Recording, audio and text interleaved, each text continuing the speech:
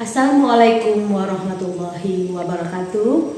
Perkenalkan, nama saya Mimi Nurlaili SPD. Saat ini saya mengajar di SMP Negeri 7 Tusibau. Berikut ini saya akan menampilkan video diseminasi kepada guru SMP Negeri 7 Tusibau. Selamat menyaksikan. Selamat pagi dan salam sejahtera untuk kita semua. Mengingatkan kembali ke jargon kita Bapak Ibu biar tetap semangat. Kita menyemangati Ibu Lili juga. SMP 7 jaya selalu di hati. Baik, terima kasih atas atensinya Bapak Ibu.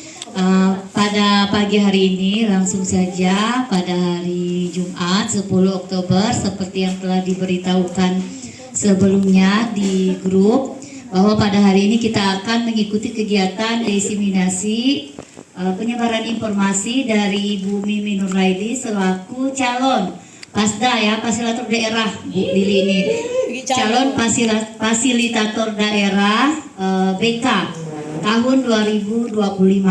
Nah, sebagaimana diketahui Bapak Ibu semua bahwa Ibu Lili telah mengikuti kegiatan itu di Pontianak.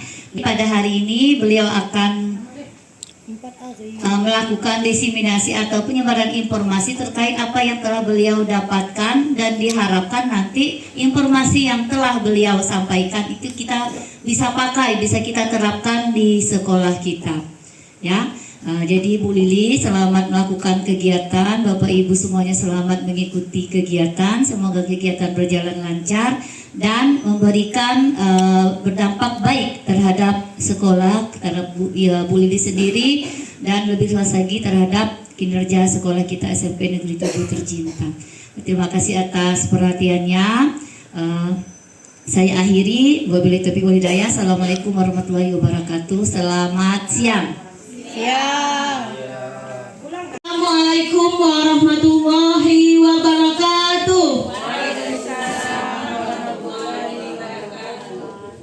Selamat siang Bapak Ibu semua. Sebelumnya saya mengucapkan terima kasih kepada Bapak Ibu guru semua karena telah meluangkan waktunya untuk mengikuti kegiatan pada hari ini. Baiklah Bapak Ibu, bulan lalu saya mengikuti kegiatan di Pontianak yang dimana kami mengisi LMS dan juga kami diberi tugas untuk memberikan informasi atau diseminasi kepada Bapak Ibu guru. Maka dari itu saya akan menyampaikan 7 jurus BK hebat.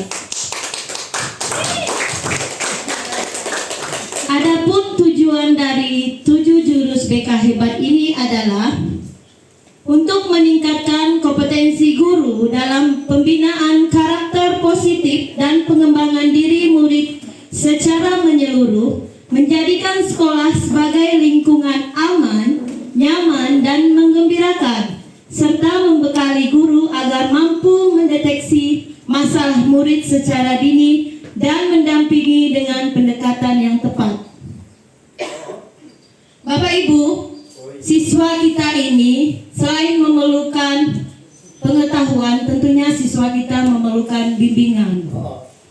Tanpa Bapak Ibu sadari, Bapak Ibu guru juga sudah menjadi guru BK. Mengapa? Karena Bapak Ibu guru sudah membimbing siswa, sudah menjadi guru BK juga. Baiklah Bapak Ibu guru, di sini ada 7 jurus BK hebat. Yang pertama, kenali potensi. Yang kedua, kelola emosi.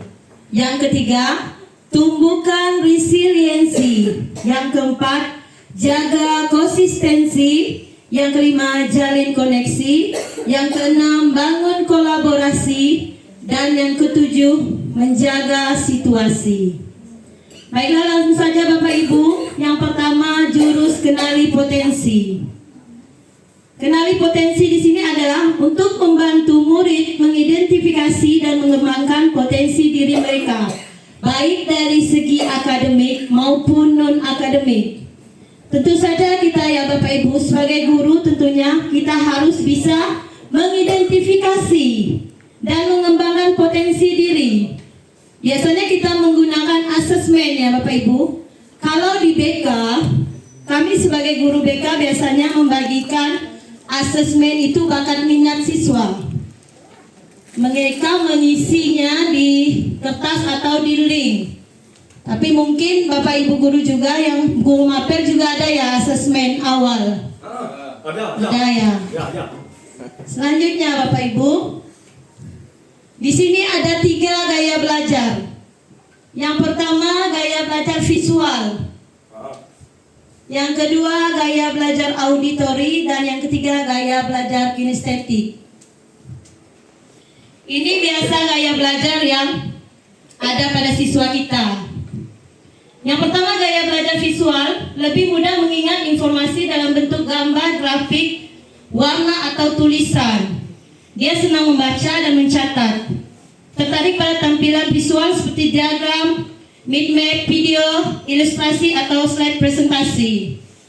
Tentunya Bapak Ibu di sini kita kan guru sudah menguasai IT semuanya. Apalagi kita ada Ibu Rika yang di bagian codingnya itu nanti kita bisa belajar melalui AI ataupun lainnya. Ini semua biar memudahkan kita untuk membuat strategi. Seperti di gaya belajar visual, strategi pembelajaran efektif menggunakan gambar, peta konsep, video, ajak murid membuat catatan warna-warni, mind map atau sketsa. Ya, ini Ibu saya rasa Bapak Ibu semua sudah melaksanakannya semua di pembelajaran Bapak Ibu ya. Ya. Mind map ini Bapak Ibu biasanya menggunakan misalnya di garis, dia memudahkan siswa untuk mengingatnya Bapak Ibu. Saya tidak ada contohnya ya Bapak Ibu. Yang kedua, gaya belajar auditori. Gaya belajar auditori ini lebih cepat paham jika informasi disampaikan secara lisan. Senang berdiskusi, mendengarkan penjelasan atau mendengarkan suara guru.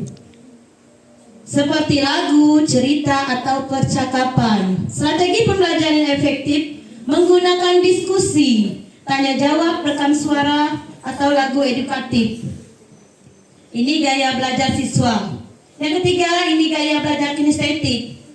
Gaya belajar kinestetik ini banyaknya di pelajaran PJOK. Di pelajaran olahraga ini kinestetik ini belajar lebih efektif dan menyentuh, bergerak atau melakukan langsung. Seperti ketika main voli ya Bapak Ibu, tentunya mereka melakukan gerakan voli. Nah, itu termasuk dalam gerakan voli. Strategi pembelajaran efektif gunakan permainan edukatif, simulasi, eksperimen atau bermain peran. Sertakan aktivitas fisik dalam pembelajaran seperti berdiri saat menjawab atau berjalan antar pos. Yang kedua, kelola emosi. Mengembangkan kemampuan murid dalam mengenali dan mengelola emosi secara sehat. Ini bagaimana siswa kita mengelola emosi. Ini juga berguna juga untuk kita ya Bapak Ibu. Terkadang kita juga tidak bisa mengendalikan emosi ketika siswa kita di dalam kelas tertidur dan lain sebagainya. Pembelajaran sosial emosional. Coba Pak Apri silakan baca yang pertama ini apa? Self awareness, menyadari diri. Oke, apa maksudnya? Apa tadi Bu Maria? Self awareness, menyadari diri, kemampuan untuk memahami emosi, pemikiran dan nilai-nilai yang mempengaruhi perilaku dalam berbagai situasi. Pahamnya. Seperti siswa mengatakan, saya bisa mengenali emosi saya seperti senang, sedih, takut, malu, khawatir dan lain sebagainya. Yang kedua, self management, mengelola diri. Yang keempat, responsible decision making, mengambil keputusan bertanggung jawab. Relationship skills, terampil berrealisasi, dan social awareness, peduli sosial. Baiklah Bapak Ibu, di sini saya ada kertas. Bapak Ibu. Next. Nah, yan ang mga bago emosi. Ya, seperti kita ketahui, emosi kita itu terdiri dari ketika apa? Emosi kita digambarkan dengan apa? Ada lapar tentunya, emosi. Apalagi emosi marah tentunya kan Bapak Ibu, kecewa, senang, sedih, takut. Bapak Ibu boleh menggambar di situ apa yang mau Bapak Ibu gambar tentang emosi Bapak Ibu pada hari ini. Menggambar bulat, lalu emotikonnya itu seperti apa? Iya. Oh, ya. Biasanya ibu bisa, saya sekarang perasaan saya seperti di emosi ini. Itu ya Bapak Ibu. Lihat di WA itu banyak. Di WA itu banyak emosi itu. Ada nangis, ada marah, ada takut. Emosi lapar itu biasanya membuat marah. Listen. Boleh. Emosi ketawa. Ada yang sudah?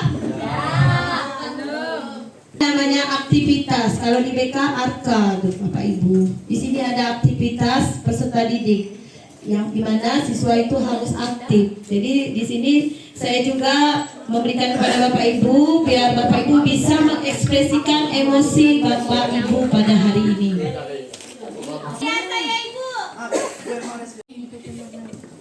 Terima kasih Bu Lili. Jadi perasaan saya hari ini lagi senang karena tadi habis makan. Kemudian anak-anak kelas hari ini lumayan diam di kelas, jadi membuat emosi saya terkontrol dengan baik. Terima kasih. Oke, tepuk tangan untuk Ibu Erma. Oke, di sini Ibu Erma sudah menyadari diri. Artinya self awareness-nya itu dia sudah menyadari kalau hari ini perasaan saya senang karena saya sudah kenyang. Siswa saya hari ini rajin belajar, tentunya ada perasaan senang. Selanjutnya, ini tadi ya Bapak Ibu. Jurus ketiga, tumbuhkan resiliensi. Membangun kemampuan murid untuk menghadapi tantangan dan tekanan serta pulih dari situasi sulit. Ini ada contoh kasus ya Bapak Ibu. Ini ada artinya dulu Bapak. Resiliensi adalah kemampuan untuk bangkit kembali setelah menghadapi kesulitan. Bukan sekedar tidak menyerah, tetapi juga kemampuan untuk beradaptasi, belajar dan terus berkembang. Ini mengapa resiliensi penting? Coba Bapak Ibu lihat gambar. Di sini sering kita lihat di TV. Di sini ada kasus tidak tahan dibully sebagai anak yatim, siswa SD bunuh diri.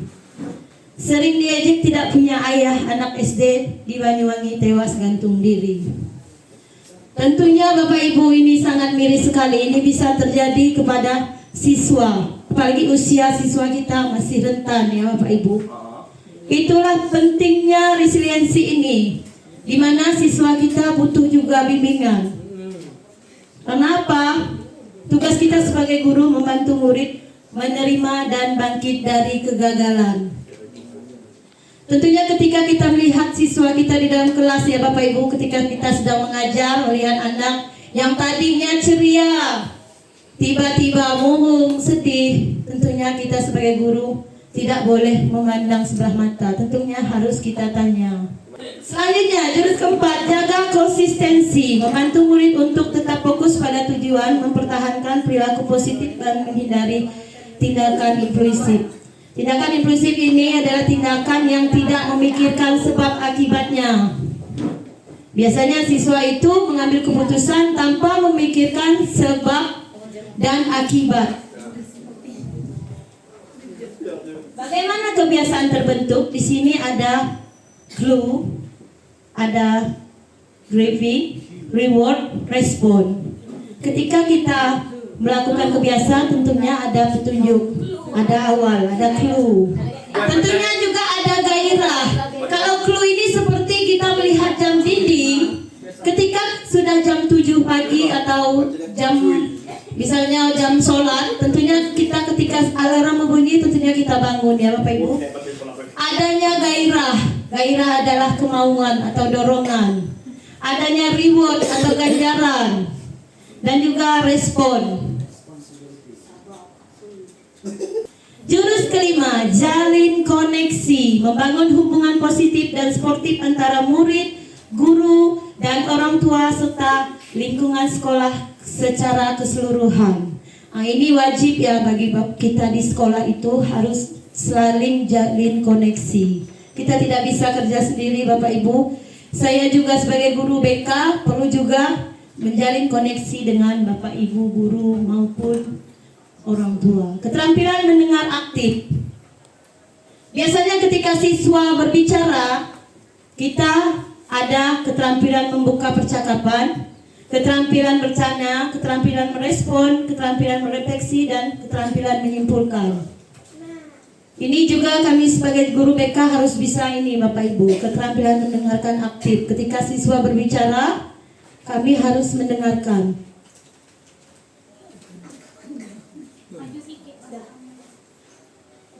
Jurus keenam, bangun kolaborasi. Mendorong kerjasama dan kerja tim di antara murid serta antara murid dan pihak lain terlihat dalam proses pendidikan. Nah ini Bapak Ibu, indikator perlunya kolaborasi dalam penanganan masalah murid. Jadi Bapak Ibu, kita ini harus saling kolaborasi. Ketika ada masalah murid, ringan, sedang, berat, tentunya kita di sini harus saling kolaborasi. Adanya guru piket, guru mapel, orang tua, guru BK, guru kelas, guru wali, dan kesiswaan. Ini harus saling kerjasama untuk menyelesaikan masalah siswa. Dan juga ada kepala sekolah. Tetapi ketika permasalahan itu kita tidak mampu tangani, tentunya kita harus melakukan referral atau alih tangan kasus. Kita memerlukan guru BK yang konselor dan juga psikolog, dokter ahli. Itu biasanya masalah yang berat yang tidak mampu kita tangani. Dan juga untuk mekanisme kolaborasi itu bisa dengan identifikasi masalah, diskusi awal dalam komprehensi kasus, menetapkan tujuan, implementasi dan monitoring, evaluasi dan tindak lanjut, dokumentasi dan komunikasi. Jurus terakhir atau jurus 7, menata situasi, menciptakan lingkungan belajar yang kondusif, aman, dan nyaman bagi murid serta mendukung pertumbuhan dan perkembangan mereka. Tentunya kita juga sebagai guru maupun siswa ingin situasi yang kondusif, aman, nyaman, yang tidak ada tekanan. Tentunya siswa kita membutuhkan lingkungan yang kondusif dan aman ya Bapak Ibu.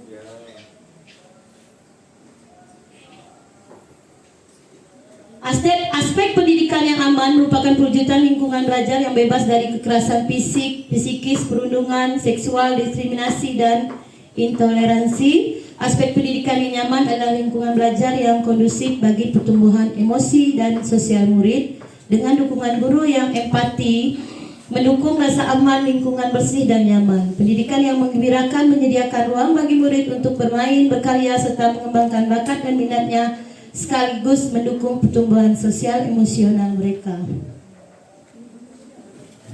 Sekian, terima kasih.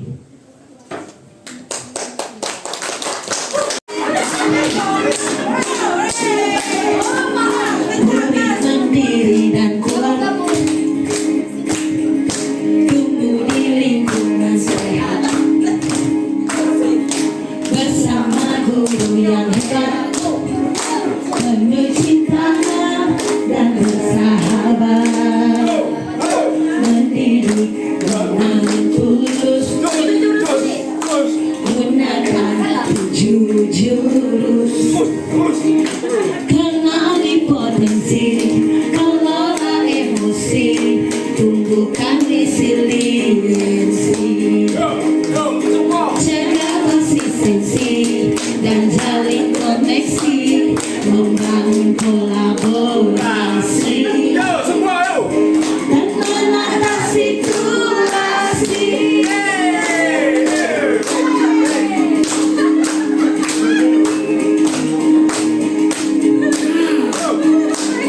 sekolah aman dan nyaman, Ini kan malah. dan juga menggembirakan, tempat bertumbuh harapan. Bersama ayo kita wujudkan, mendidik dengan tulus, gunakan 7 jurus, kenali potensi, kelola emosi, tumbuhkan resiliensi, jaga konsistensi dan jalin koneksi, membangun kolaborasi dan menata situasi. 7 jurus beta hebat, tenang murid melangkah tepat. 7 jurus beta hebat, 7 jurus akan ku ingat. Tepuk tangan untuk kita semua.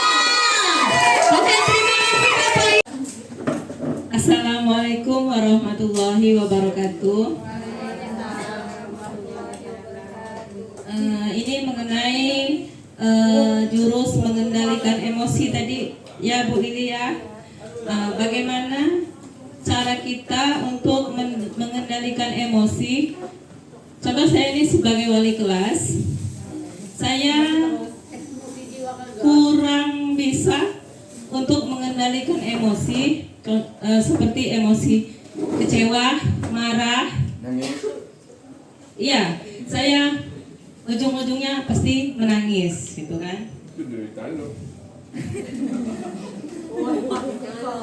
Jadi saya ingin tahu bagaimana mengelola emosi yang baik agar kita juga dapat menanamkan sikap positif kepada siswa kita. Terima kasih.